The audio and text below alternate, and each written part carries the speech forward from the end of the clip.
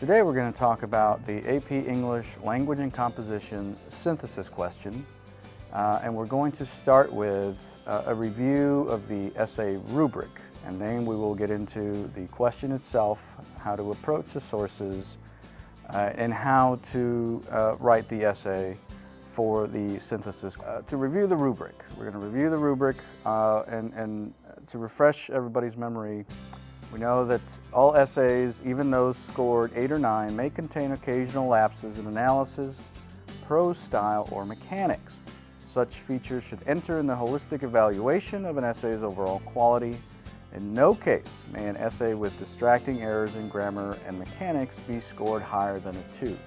And these are the instructions given to every single reader at the AP reading, and we follow them and we try to stay as true to them as possible. So it's a good idea to review the rubric often and be very familiar with the steps taken to review your essay.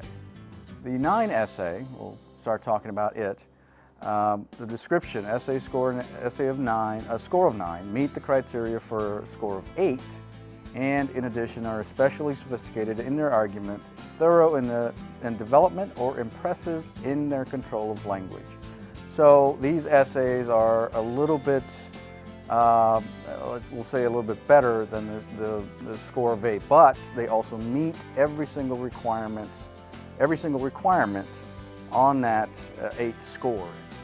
These requirements, these are the centerpieces of what you need to consider to score essentially what translates into the highest score at its most basic level. And then of course we talked a little bit about the 9, which is just it's an 8 plus. So we'll look at the requirements for the score of 8. Essays earning a score of 8 effectively develop a position that evaluates the most important factors a school should consider before deciding to use particular technologies in curriculum and instruction. They develop their position by effectively synthesizing at least 3 of the sources. The evidence and explanations used are appropriate and convincing. Their prose demonstrates a consistent ability to control a wide range of the elements of effective writing, but is not necessarily flawless. A few words that you need to pay attention to in this description. Evidence that is convincing and appropriate. That is very important for the scoring of this essay and at this particular score. Also is the description of the prose. A prose that demonstrates consistent ability to control a wide range of elements of effective writing. That is very important, and that really is very important in any writing that you do. So essentially, writing that does this is effective, and regardless of what occasion and what audience you're talking about. Next, we're going to look at the scores of 7 and 6, which are similar. The 7 functions similar to the 9 in that it is a step up from the score below it. Essays earning a score of 7 meet the criteria for a score of 6, but provide more complete explanation, more thorough development, or a more mature prose style. Again, this is a little bit more better developed score of 6. So when we look at the score of 6, you're going to notice a few things, and we're going to review a little bit of the few of the key words that you need to pay attention to at that score level. This 7 essay functions very much like the 9 in that it is a step up from the 6, where the 9 is a step up from the 8. So next we're going to look at the score of 6, which is adequate, and we're going to look at a few of the things that distinguish the 6 from the 8, and things that you should really pay attention to as you formulate a response and as you write your essay. The score of 6, essays earning a score of 6 adequately develop a position that evaluates the most important factors that schools should consider before deciding to use particular technologies in curriculum and instruction. They develop their position by adequately synthesizing at least 3 of the sources. The evidence and explanations used are appropriate and sufficient. The language may contain lapses in diction or syntax, but generally the prose is clear. A few of the differences here that you need to pay attention to. Here, the writing is adequate. That means you've done the job. It's a little bit what we consider pedestrian. You've gone in there, you answered the question, but that's about it. There's not a whole lot of effectiveness as there is in the 8. So here you have adequate writing. The evidence is sufficient, which is a big difference from convincing in the 8. The prose, there's a difference in the prose. You're allowed some lapses. It's okay if you lapse in mechanics, but it still must be clear. So the reader must understand what you're saying and the ideas that you're trying to put across in your essay in order for it to be at least adequate. Next, we'll look at what we call the middle of the road. It's a 5. It's an essay that comes essentially in and out of focus. It has some elements of the 6, but it also has some elements of the score below, which is a 4. But it is the 5, and it's considered a passing score on the essay scale. Essays earning a score of 5 develop a position that evaluates the most important factors that schools should consider before deciding to use particular technologies in curriculum and instruction. They develop their position by synthesizing at least 3 sources, but how they use and explain sources is somewhat uneven, inconsistent, or limited. The argument is generally clear, and the sources generally develop the student's position, but the links between the sources and the argument may be strained. The writing may contain lapses in diction or syntax, but it usually conveys the student's ideas adequately. So, the things to pay attention to here in 5, and really to avoid it, to avoid the things. It's an essay that comes in and out of focus, as I mentioned.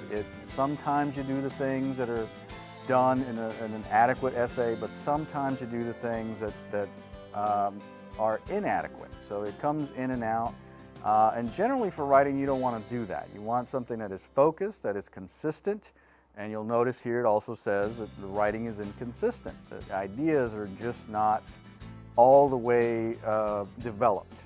Also, the mechanics here, still clear. You know, the reader still has to be sure, be made aware that your ideas are being expressed. That has to be relatively clear. But it also, the mechanics are sometimes confusing, but the ideas still have to be there. Next, we'll look at the score of 4, which is considered inadequate. And again, we're going to pay attention to the differences between these, what are considered lower end papers, and ways to avoid that. The score of 4. Essays earning a score of 4 inadequately develop a position that evaluates the most important factors that schools should consider before deciding to use particular technologies in curriculum and instruction. They develop their position by synthesizing at least 2 sources, but the evidence or explanations used may be inappropriate, insufficient, or less convincing. So, in these essays, we just don't get there. We just don't get a clear idea of what the answer to the question is. It's just not there. It's not getting there. So therefore, it's inadequate. We're not responding to the prompt. We're not using the ideas. And if you notice, you're only using 2 sources. The basic requirement is to use 3 sources for each of these essays.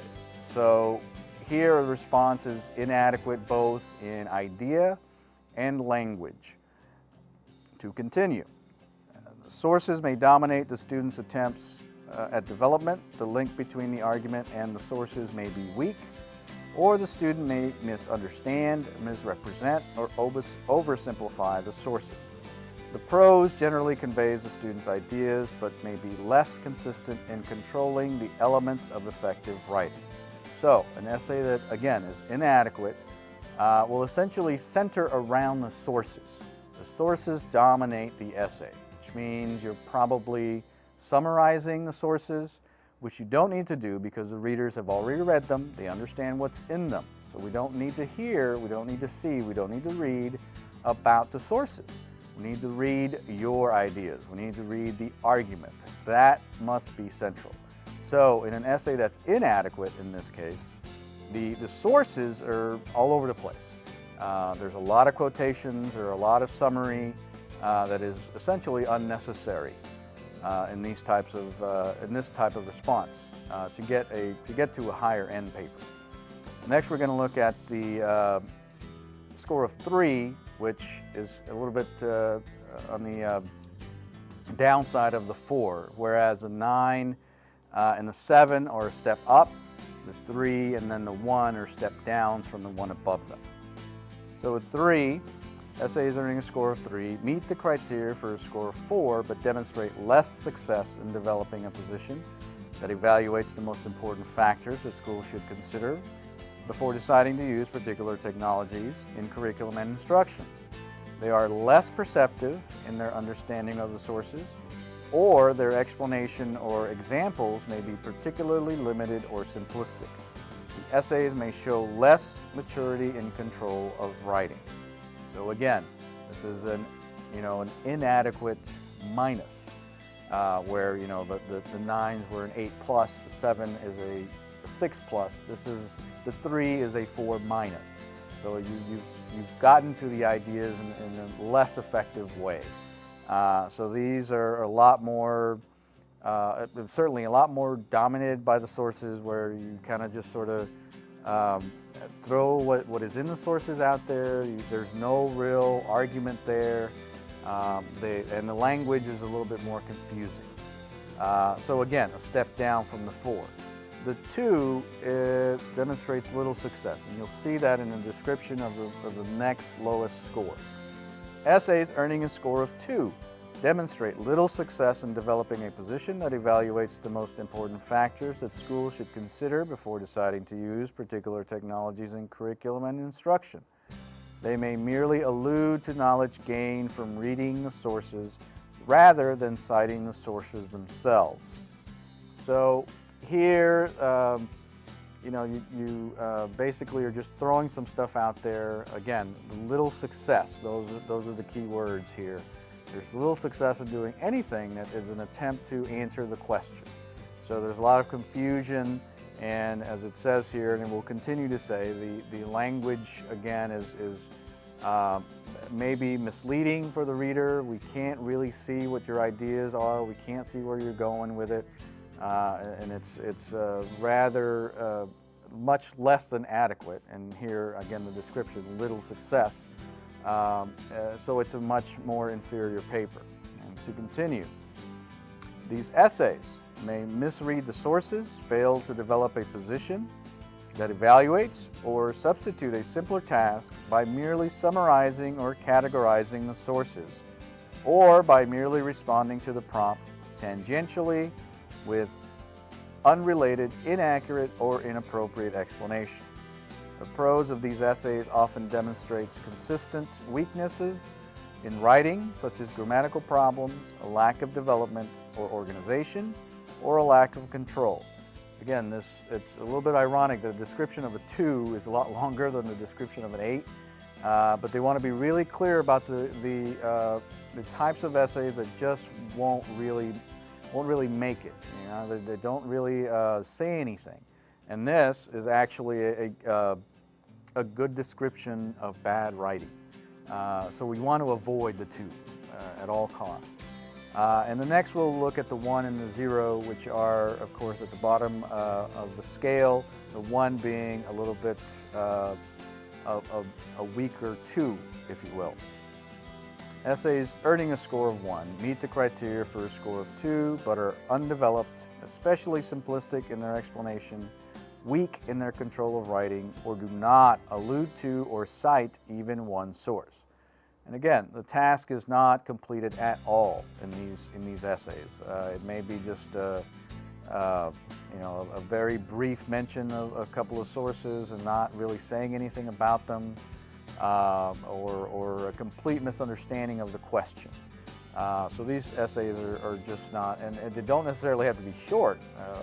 Sometimes they're lengthy, but they just don't address the prompt at all. A 0 indicates an on-topic response that receives no credit, such as one that merely repeats the prompt. And again, these are just You're just rewriting the question, you have no idea, or you ran out of time or something like that, and that's just going to score a 0. That's not going to give you any credit whatsoever. Again, things we want to avoid.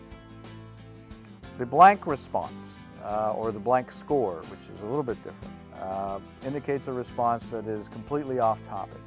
And these are just totally unrelated to the prompts, and we get a lot of that. And just something that you completely want to avoid, because it's a wasted effort. You prepared for this, so you should give it your best effort when you're sitting for the exam.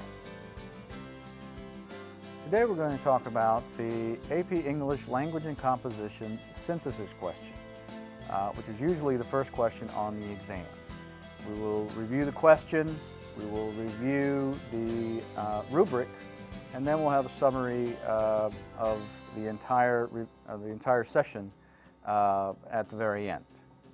To begin with the question, and this comes from the 2010 English language exam, is based on the accompanying 6 sources. This question requires you to synthesize a variety of sources into a coherent, well-written essay. When you synthesize sources, you refer to them to develop your position and cite them accurately. Your argument should be central. The sources should support your argument. Avoid merely summarizing the sources. Remember to attribute both direct and indirect references. These are general instructions that you're going to find on just about every question. They introduce the type of question that you're dealing with, and they tell you pretty specifically what you need to do to respond, which is use the sources to support your argument. Matter of fact, if you look, the statement, your argument should be central. The sources should support your argument. Avoid merely summarizing the sources is and will be italicized in all of those directions. That way, they call attention to the fact that this is the really important part of the task. Much attention has been given lately to the ubiquitous presence of information technologies. Our daily lives seem to be saturated with television, computers, cell phones, personal digital assistants, and MP3 players, to name just a few of the most common technologies.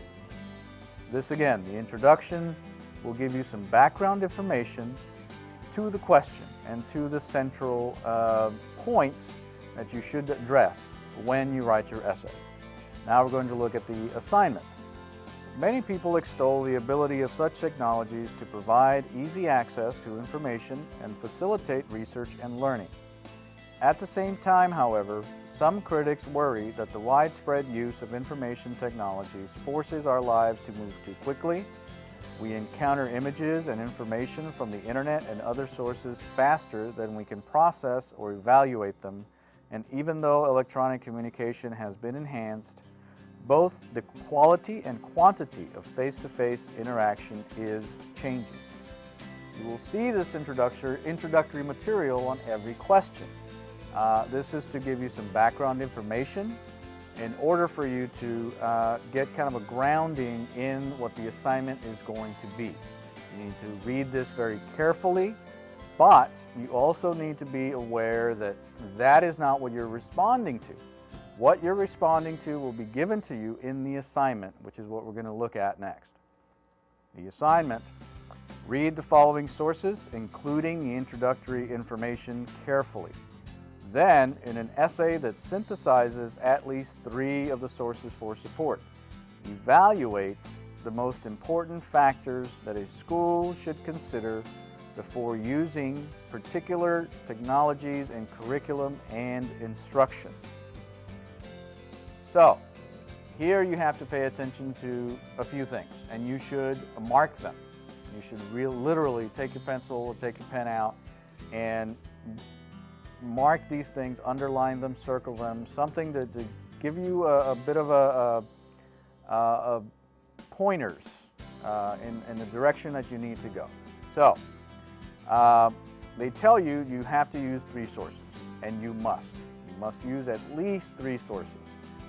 My suggestion is that never use all of them, because it turns into something that, because of the time constraints, you're going to run into a situation where you're simply summarizing the sources, and as you'll see later, that makes for a poor essay. So don't do that. Use the minimum of 3. If you have to, use 4, but never all of them. Here, the prompt tells you to evaluate. That's a very, very important word that you need to pay attention to in the prompt, because you need to pay attention to different perspectives, and that's what the sources will give you. Evaluate the most important factors that a school should consider before using particular technologies in curriculum and instruction. All of that phrase should be at the center of your argument. Okay? That is what you're responding to. That is the question. And that is what you're going to address directly in your essay. We'll now move to another part of the question, which is a little bit more of an assignment type continuation of the assignment. And it tells you, and this is typical of all the questions, you may refer to the sources by their titles, source A, source B, etc., or by the descriptions in parentheses. So, as long as the readers can tell that you have used the source, that you're citing a source, be it by paraphrase or direct quotation, you're okay. And then that you have 3 of them. And we'll explain again in the rubric why that's very important. This is part of the assignment. Therefore, most of the time you will not get credit if you only use 2 sources. Because, and that's been a source of a lot of discussion at the reading in terms of, you know, what if we have a really good essay that has 2 sources? And that just depends on how strong it is. So you don't want to put yourself in the position. You want to make sure you follow the directions, which includes citing the 3 sources and using the 3 sources to support your argument. Now we're going to look at the rubric that was used to score these essays. So you need to pay attention to a lot of the details, not only in the wording of the rubrics, but in the little differences between the scores and how you need to worry about the distinctions between them in order to score a little bit higher. And so you can see a little bit big picture of what you really need to address. So, first, you need to understand the task. To do this, take a position, consider the factors, synthesize the sources, address the issue, cite at least 3 sources, and use the reading period to the fullest. Okay, so you have to understand the issue, okay? And as we talked about before, this involves reading carefully the introduction and the assignment in order for you to understand what it is you're responding to. And then when you do that, again, underline it, circle it, and that way you know exactly what your answer has to be. And that's what you develop. To synthesize the sources, and that's a very important definition. That means you use them in support of your argument, not to substitute for your argument. Okay? So that means that a simple summary of the sources, or just quoting a whole bunch of the sources over and over, will not help you. Whatever you use of the sources, you have to use in support of a point that you have made. So you make an assertion, then you support it with whatever evidence you get from the sources. To address the issue, always keep that in the forefront of your response, always in your head, always when you're reading, when you're developing your ideas, when you're writing the essay, always tell yourself, I have to address the issue. Always. AP stands for address the prompt. It really does, and you need to do that. So you have to cite the 3 sources, minimum, in order to get full credit. You have to, don't put yourself in a position where you forget one or you only cite 2, because that puts you in a difficult spot. Unless your essay is absolutely phenomenal you most likely won't get credit. And the highest score you can get is a 4, which is unfortunate if you write a really good essay and you just forget to cite 3 sources. You shouldn't do that. And that's part of organization and following instructions. So you have to be clear about that.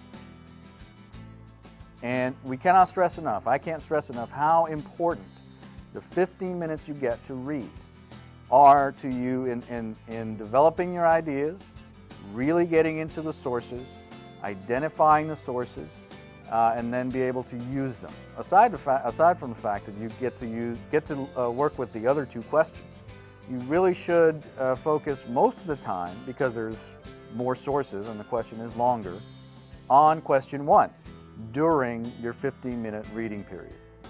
The types of issues that you will see on these questions, and this is a general, they're not clear-cut.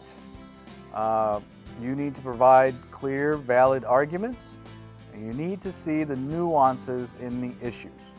So, a couple of things. They're not going to be extremely controversial, which sometimes leads students to complain about the question. That's not a good idea. That's not what we're asking you to do, first of all. Again, going back to the following directions, we're not, it just won't do you any good to complain about the question.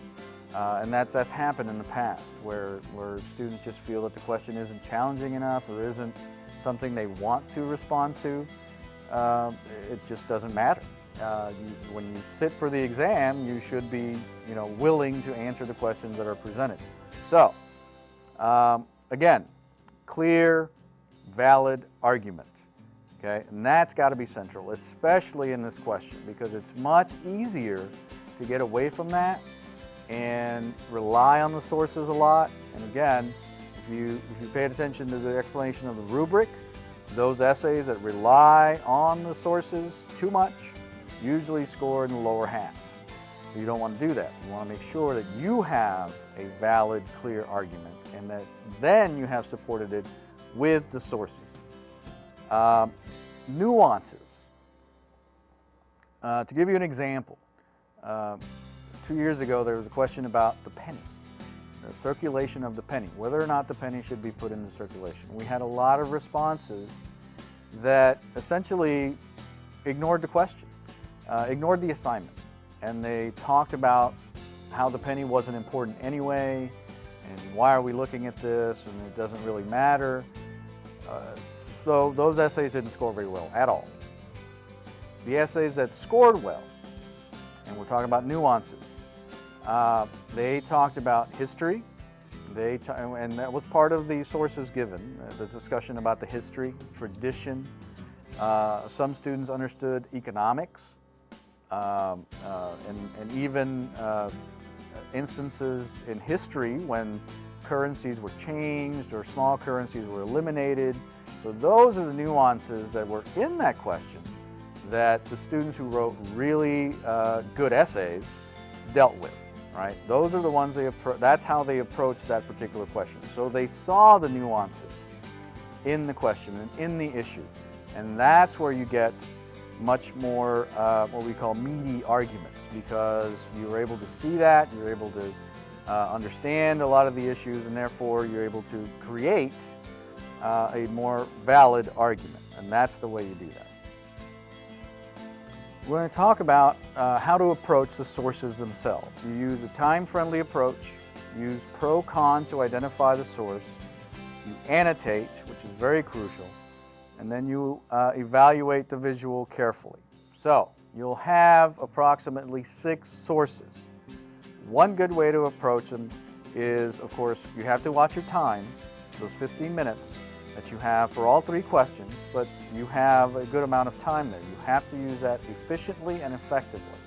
So, one way to deal with the sources, pro-con approach.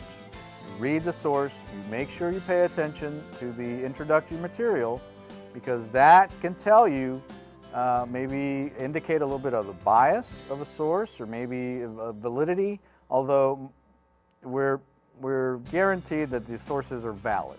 That's one of the issues we had in the past, but We're guaranteed that now all the sources are valid, so we can assume that.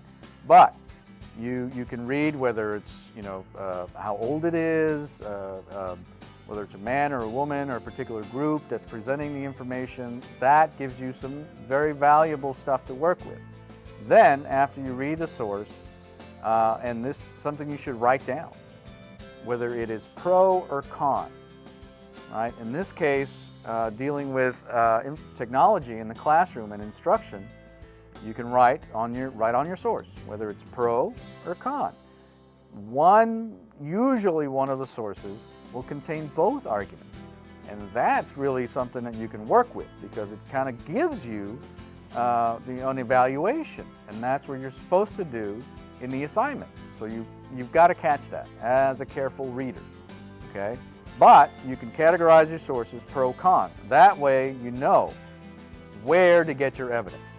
So if your position is going to be that technology should be used in the classroom, you should use the sources that you've labeled pro.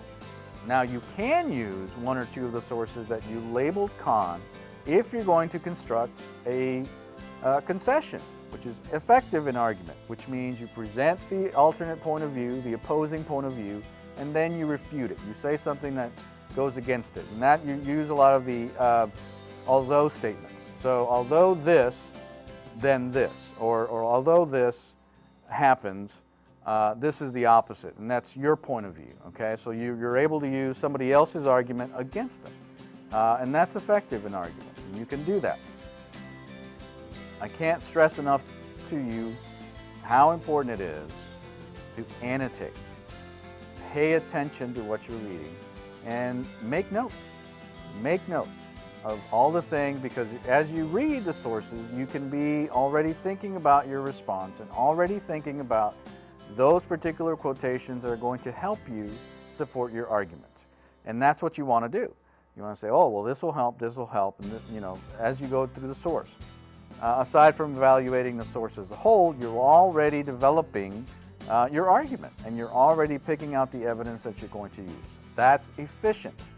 And again, it goes back to that time-friendly approach, where you're already going to know, okay, this is what the position I'm going to take, and this is the evidence I'm going to use. Now I develop and organize them in a certain way, and that's very important to organize your idea. The visual is going to be a graph. It's going to be a chart. On this particular question, it was a cartoon. That'll happen. So you have to pay attention to what's happening in the charts, whatever it is that they give you. That's useful. It can be useful. And if you don't really think it's going to be useful, then don't use it. That's not a problem. But that's something that's what we call visual rhetoric. And it can be very useful in your particular argument. It just depends on what it is and which position you're taking. Now we're going to go back and review the rubric a little bit. Things that you should pay attention to in the rubric. Adequate versus effective, source-driven versus argument-driven, focus and support, and organization. So again, to review how the essays are scored. There's a big difference between the effective essay, which is the 8, and the 6 essay, which is adequate. And then the 4 essays, and those are really the big benchmarks, right? The effective, the adequate, the inadequate. So you want to write effectively, and you want your response to be as effective and convincing as possible.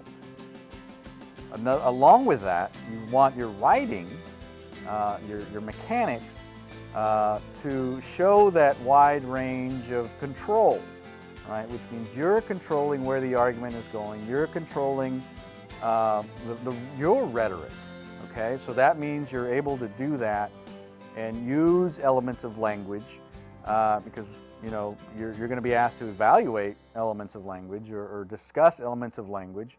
And that's one of the indications that you are a good writer, is that you're able to control them. So when you're able to do that and you present this effective argument that uses convincing evidence, then you've written effectively, and that's the 8. And that's where we want to be. All right? The 6 is the adequate, which again means you've gone in, you've done the job, you've presented the evidence, it's there, it's okay, all right? And you've covered all the bases, essentially, but that's it, all right? And we want to stay away from, of course, the 4, which is inadequate, okay? You don't want to go there. You don't want to have your writing and your ideas be inadequate. You just don't. Focus on the issue. Always focus on the issue. And we talked about that briefly before. You want to make sure that issue is always in your mind, and you're always, with every assertion and every piece of evidence that you use, that both of those things are focused in on your central idea. Okay?